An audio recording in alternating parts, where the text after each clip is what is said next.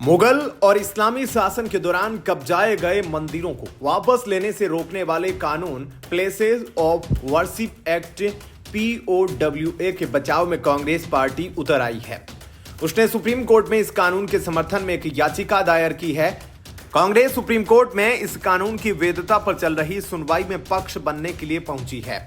कांग्रेस ने कहा है कि यह कानून देश में सेक्युलरिज्म बचाने के लिए जरूरी है।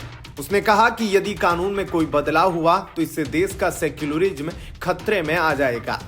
यह याचिका सुप्रीम कोर्ट में कांग्रेस ने अपने वकीलों के माध्यम से दायर की है। याचिका में कांग्रेस ने कहा, आवेदक प्लेसेस ऑफ वर्शिप एक्ट के संवैधानिक और सामाजिक महत्व पर जोर देने के लिए इस मामले में हस्तक्षेप करना चाहती है, क्योंकि उसे आशंका है कि इसमें कोई भी बदलाव भारत के मजहबी एकता और सेक्युलरिज्म को खतरे में डाल सकता है और इससे राष्ट्र की संप्रभुता और अखंडता को खतरा हो सकता है। कांग्रेस ने आगे कहा कि वह सेक्युलरिज्म को बचाए रखना चाहती है और जब कानून बना था तो लोकसभा में जनता पार्टी के साथ वह बहुमत में थी। कांग्रेस ने कहा क्योंकि कानून बनाने के लिए वह अपने सांसदों के माध्यम से जिम्मेदार थी, ऐसे में उसे सुप्रीम कोर्ट के भीतर इसका बचाव करने के लिए मौका दिया जाए। कांग्रेस ने दावा किया कि इस कानून के विरोध में डाली गई याचिकाओं में गलत दावे किए गए हैं। कांग्रेस ने यह भी दावा किया कि इससे हिंदू, सिख, जैन और बौद्ध धर्म के लोगों के साथ कोई भेदभाव नहीं होता। कांग्रेस ने याचिका में यह भी गलत कहा गया है कि प्लेसेस ऑफ वर्शिप पक्षपाती है, क्योंकि यह केवल हिंदू, सिख, जैन और बौद्ध समुदायों के सदस्यों के लिए लागू है।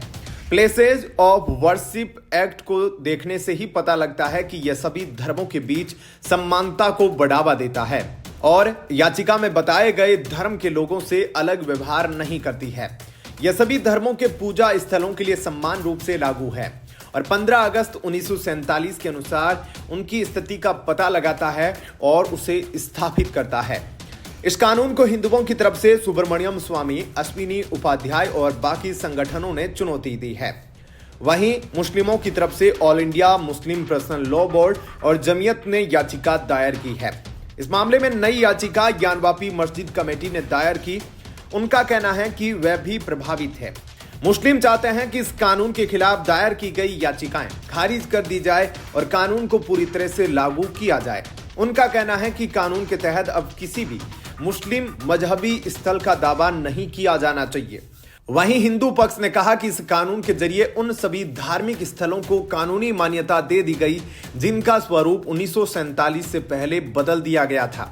हिंदू पक्ष ने कहा कि इस कानून की धारा 2, 3 और 4 को रद्द कर दिया जाए। हिंदू पक्ष ने कहा कि कानून के चलते उन धार्मिक स्थलों को भी वे वापस नहीं ले सकते जिनको आक्रांताओं ने तोड़ा था।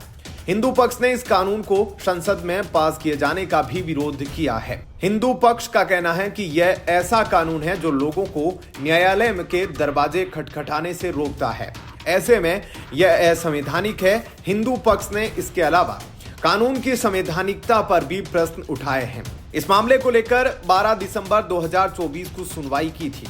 इसकी सुनवाई CJI संजीव खन्ना की बेंच ने की थी।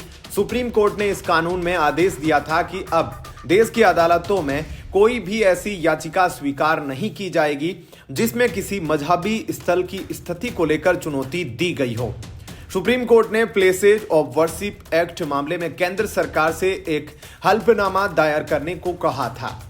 क्या कहना है आपका इस खबर पर? कमेंट सेक्शन में अपनी राय जरूर बताइएगा। साथ ही वीडियो को लाइक शेयर जरूर कीजिएगा। बने रहिए लाइव टीवी न्यूज के साथ। धन्यवाद। जय हिंद।